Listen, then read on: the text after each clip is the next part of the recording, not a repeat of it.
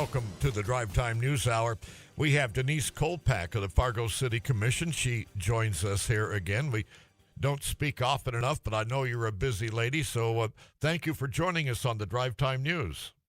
It's great to talk to you, Jack. Thanks for having me. I was reading in, quite a bit about the Monday night meeting, and one of the things that stood out that if I were a reporter there, I would have thought was worth taking a lot of notes on, because you guys do cover a lot of weight of material. But the neighborhood revitalization dollars, that struck me as being quite important.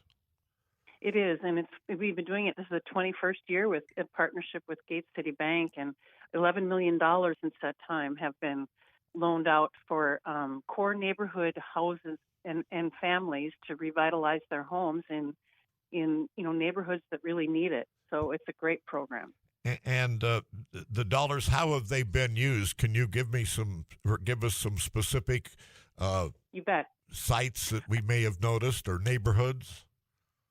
Yeah, the core neighborhoods are the kind of the central neighborhoods of Fargo. The home has to be requires significant rehabilitation, but the loans can be anywhere from $10,000 to $100,000, but assessed value must be less than $275,000. So that's really the focus. And in 2023, that we had 56 applications submitted, 25 completed projects for just over $1.1 million in home improvements. And the interest rate and the payback time is advantageous to people who may benefit from these dollars, right? Absolutely. So the last loan interest rate was 5.16%, and you have up to 10 or 15. You can either do 10 or 15 years to pay it back. So it's an incredible program and an incredible partnership. Yeah, and I like Gate City Bank too. I have no grudges against any banks, but I like their generosity, as so many others do. You were having. I read this article on KFGO.com. You were working on a draft for new governance policies. Yes. Monday, yep. Where that's been worked on, and new code of ethics, and also public comment is a part of all of that, and probably a lot more. And what concern was expressed in regards to public input at the City Commission meeting? So we've been working on these government policies with Dr. Schatz now for over a year as a commission, and this is hopefully at the next meeting we were going to bring back, after a conversation at the last meeting, for a vote, these standards and policies about how we manage meetings, how we invite public comment, codes of conduct, things like that. And we had a draft that included, and there was one media outlet that said we were going to nix public comments altogether. That is absolutely not the case.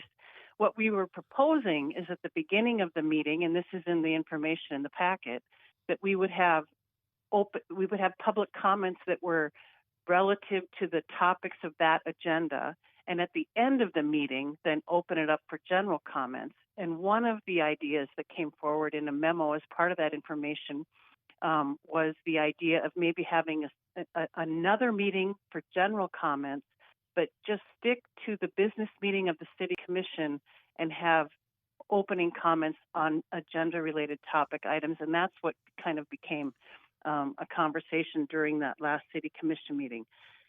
First of all, Jack, you know this about me. Public comments matter. They always will to me.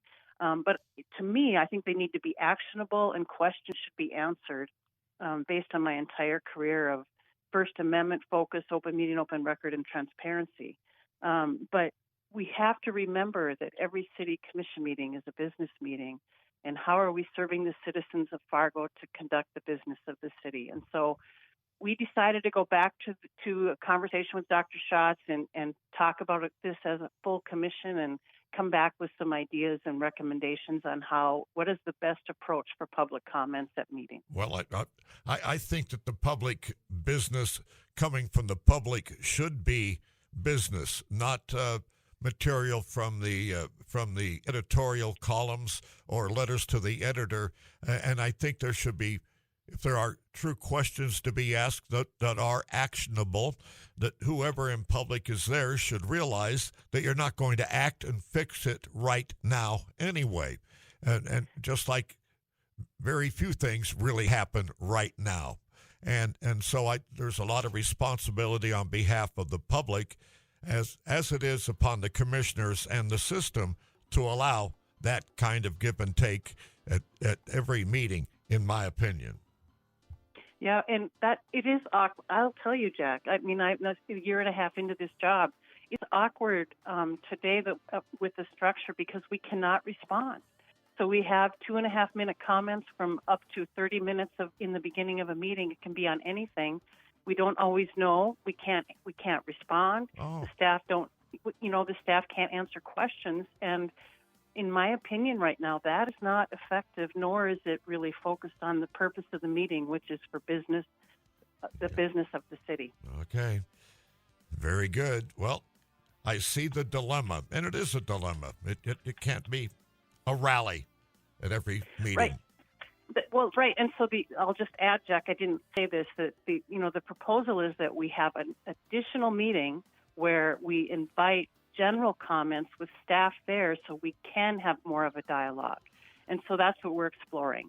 So we have the business meeting, right, with opening comments of agenda-related comments, and then have a second separate meeting that would be more of a community conversation.